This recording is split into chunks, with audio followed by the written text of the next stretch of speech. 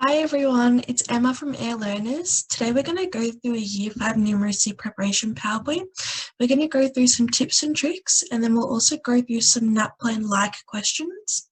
Feel free to pause the video at any time, and remember to note down anywhere you get stuck so you can get some help from an Air Learners tutor or a teacher or a parent. So let's go into our first question. Year 5 level were asked what type of dog they had. Golden Retrievers were the most popular, Pugs were less popular than Poodles, and Labradors were the least popular. Now, the actual question is asking which column represents Pugs. So, firstly, we'll have to go through these three statements and figure out which dog is assigned to which column. So then we can work out which column represents our Pugs. So we'll look at our first statement. Golden Retrievers were the most popular. So let's have a look at our graph here, and we'll make some lines. Hopefully your lines are a lot better than mine, and we'll see what everything's equal to, because at the bottom on the x-axis we can see it says the type of dog, and then on our y-axis it says our number of dogs. So we know that this purple column is equal to 7 dogs. Our yellow column is equal to 6. Our green column is equal to 4. And then finally our blue column is equal to 2. So from the information we can see that Golden Retrievers are the most popular, which means that purple is going to equal Golden Retrievers. So we'll just write a little GR right there. Now next, Pugs were less popular than Poodles. Now at the moment we don't know where Poodles are, so we can't actually answer this statement. So we're just going to move on to our third statement. Labradors were the least popular. Now we already know purple, so out of these three here, we can see that number 2, which is blue, is the least popular. So we'll write lab here. Now we have 2 left. So Pugs were less popular than Poodles. So out of the 2 that is left, we can determine that green is equal to our Pugs. And this one here is equal to Poodles.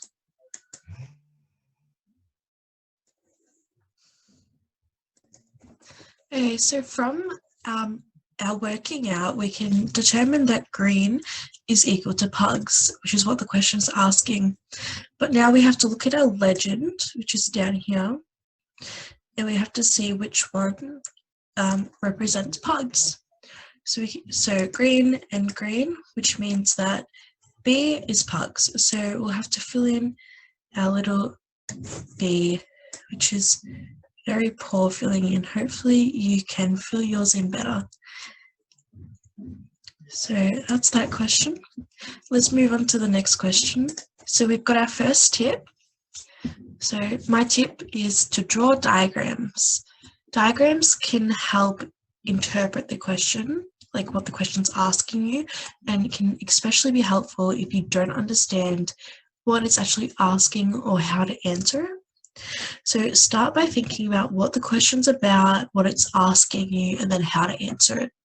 By visualizing the question, it can help you properly answer the question and feel confident in your answer. So over the next few questions, if we can draw a diagram, I'll show you how I would personally draw a diagram for that question. But not every question needs a diagram. It's dependent on each question. So let's move on to this question. See, this question here, for example, before we get into it, I wouldn't draw a diagram just because there are heaps of diagrams already. But I might say interpret the diagrams. So we'll go through that and I'll show you. So how many km? Km means kilometers, which is a measurement. Kilometers. How many kilometers does Maddie have to walk to school each day? And on this page, we've got a key, and we've also got a compass, and then we've got our grid here. So looking at our key, we can see that this is Maddie's school, and this is Maddie's home, and this length here is equal to 1 km. So this length here is equal to this length here and this length here. So one of these is 1 km. All right, so by answering this question, we want to go from here to here, and you want to know how long that's going to take Maddie. So we'll start off by counting. 1, oh, that was very bad. Undo that one. Okay, so 1, 2, 3. So it's going to take her 3 kilometers. So we'll write that we'll just write it on the thing, 3 km. And now we need to work out in what direction is that going to take Maddie. So looking at our compass here, she's going from here to here. So that's in a southern direction. So she's going 3 km south. Now already when looking at our answers, we can probably work out what the answer is going to be, but we're just going to continue and complete the question just to make sure that we're correct and we've done it correctly. So now that Maddie is here, she's going to go 1, 2, 3 to school, which means that she went 3 km. Now let's have a look at her compass. She went from here to here. Now let's have a look at her compass, and that's in a western direction. So she went 3 km west. Now let's have a look at our answers and see if anything matches up with 3 km south and 3 km west. So we can see the first option is the answer. Now again, if you didn't understand that, that's totally okay. Rewatch this part of the video. If you don't understand it, that's all right. Show it to your parent, your teacher, or an air learner's tutor, and they can go through it with you. Let's clear our drawings. Okay. Lucy went to the beach at 11 a.m. and stayed there for 4.5 hours. Lucy caught the bus home, which took 1/4 hour. What time did Lucy get home? Okay, so what this question has given us is it's given us some time statements, and we have to go through these time statements to figure out when she got home. So at 11 a.m., she was at the beach. So draw a little beach ball. Looks more like a tennis ball, but that's our beach ball. And then she was there for 4.5 hours. So it's a little timeline. She caught the bus home, and the time that she caught the bus home, that's our bus. So we have to do 11 a.m. plus 4.5. So you can just count on your fingers. I do that all the time. So 4, so 12, 1, 2, 3, and then a half, so 3:30. 3:30, she was at the bus. And then from then, it took 1/4 hour to get home. So that's 4.5 hours. And then this is 1/4 hour. And 1/4 hour is equal to 15 minutes because there are 60 minutes in an hour. Divide that by 4, which is 1/4, which would equal 1/4. 1/4 is 15. So now she's at her home after 1/4 hour. That's her little house. And that means that she's there at 3:45 because 15 plus 30 is equal to 45. And let's just fill in a little bubble. And this is like a diagram. This is a diagram, and this could be an example of how you might interpret the question. So you might go along with the question and answer it as you're going, and just so then it's all visualized and it can be easier to interpret. Okay, let's head on to our tip number 2. Answer every single question. If you're lost or confused, that's totally fine. Just skip the question for now and then complete as many questions as you can. Once you've finished all of the questions that you can answer, return to the skipped questions. And if you're super duper stuck, that's totally fine. It happens to the best of us sometimes. It's totally okay to guess as long as you don't leave it unanswered. Don't leave it blank, just fill in a bubble. If you can answer it, please do. If you can work it out, that would be great. But if you can't, it's okay.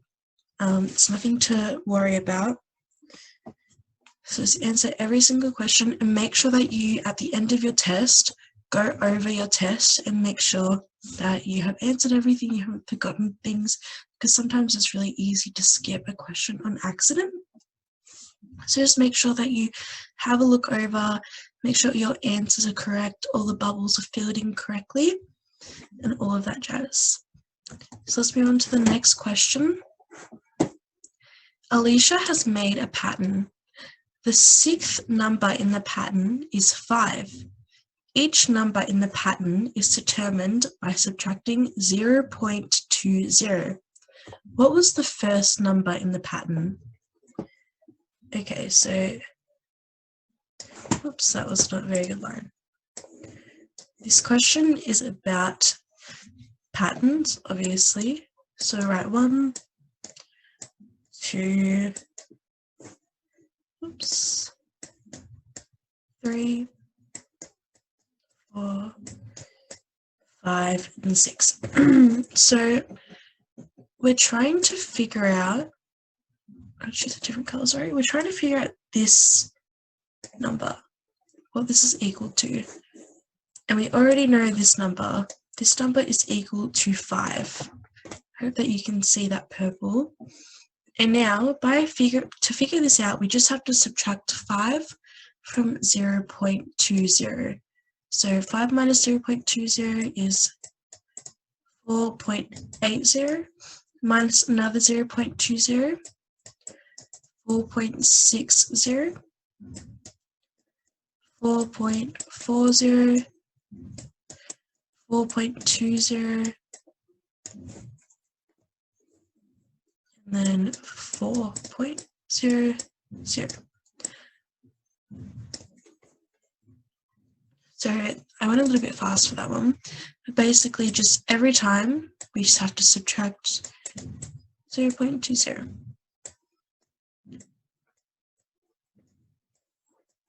Like that. Hopefully you can draw a lot neater than I can. My skills are clearly not up to date in the art department.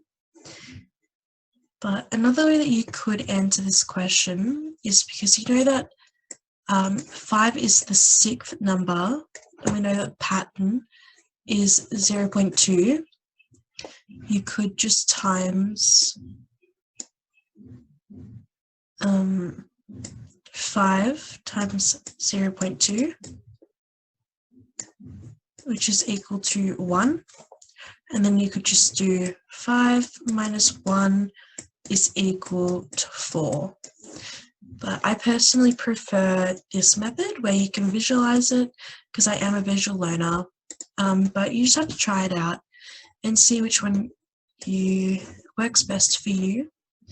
And so we have to fill in our little bubble, which is number 4. And that's that question done. So let's move on to the next question.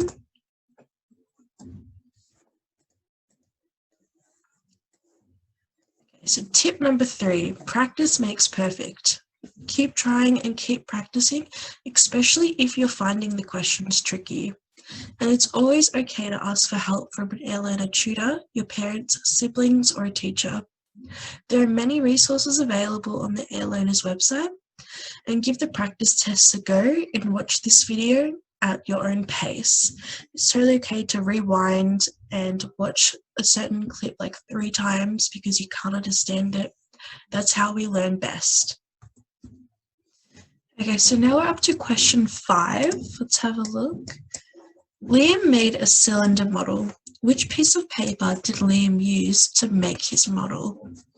So this here is Liam's model, his cylinder, and we have to figure out which one of these pieces of paper, which are like flat out pieces of paper, we're looking at it from a bird's eye view, so straight down, we have to figure out which piece of paper he used to make his cylinder model.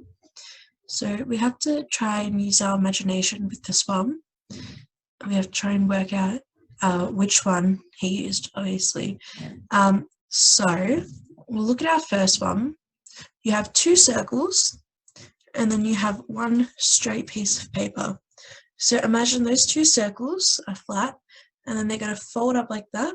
So they're going to make a circle on each side, and then his flat piece of paper is going to curl around and make a long cylinder. So we might do a little tick because that sounds like it's going to be the right one, but we'll continue on. Now let's have a look at number 2 here. It's just a flat circle, and then we've got our triangle. So our triangle is going to flip upwards, and then our circle is going to flip upwards, and our triangle is probably going to try and wrap around the circle. So I think that one's going to make a cone, like an ice cream cone shape, but with a flat top, nowhere to put the ice cream in. Now, so I'll put a little cross because I don't think that that's going to be the answer. So let's have a look at this third one here. We've got a triangle, 2 triangles on each side, which are going to flip up, and then we've got a long sheet of paper, which will also flip up into our triangle shape. So this one's going to end up looking like a prism. So we definitely know that that's not it. Now let's have a look at our 4th one here. We've got a circle at the bottom, so that's going to be our base, and then we have 4 sides, which are all going to go upwards into a point. So this is actually a pyramid.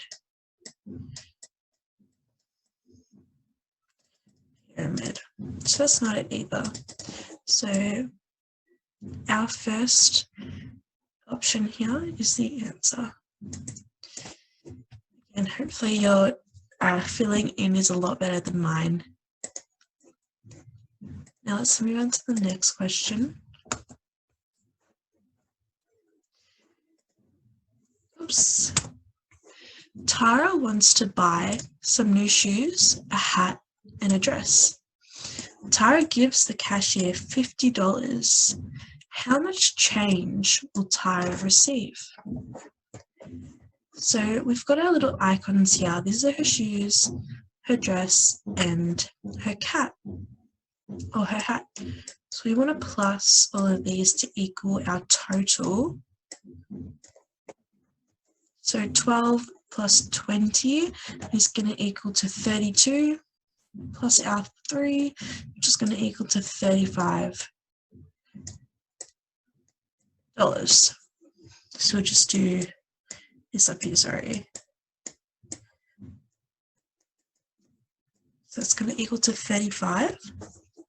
Now we need to take our total, and we need to subtract our total from the $50 because she's given the cashier $50. And we want to know how much she's receiving. 35. So that one there is going to equal to $15. I just did that one in my head. You can work that out however you want. You can use your fingers in your head on the piece of paper doing the little carrying method. But as long as you get the right answer, that's okay. Whatever works best for you. So the answer is $15, which is how much she gets in change.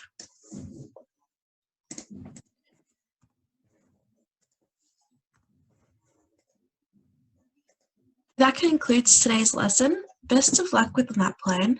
Give it your best shot and keep working hard. Give the practice test a go, and if you have any problems or you get stuck, don't hesitate to reach out to one of the Air Learner tutors. I wish you all the best with your studies.